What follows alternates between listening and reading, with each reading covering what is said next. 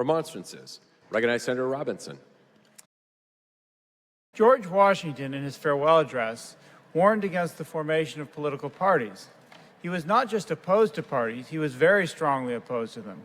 To quote just a small section from George Washington's farewell address, "I have already intimated to you the danger of parties in the state, with particular reference to the founding of them on geographical discriminations. Let me now take a more comprehensive view and warn you in the most solemn manner against the baneful effects of the spirit of party generally. This spirit, unfortunately, is inseparable from our nature, having its root in the strongest passions of the human mind.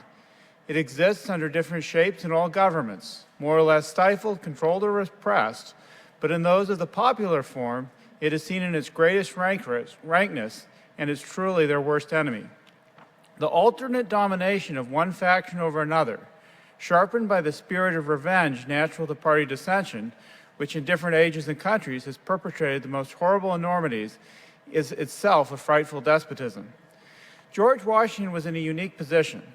His stature resulted in the only 2 unanimous Electoral College votes for president in his 2 elections. Party interests have been a feature of all presidential elections since then.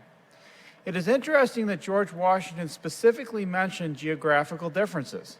He was referring to differences in interests by large regions which he felt should be united.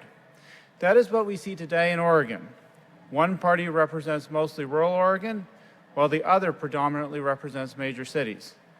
George Washington was right. Unfortunately, there is too much political power in banding together as party members, so they are a reality of politics.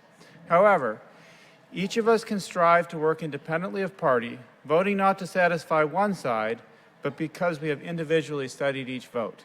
Thank you, Mr. President.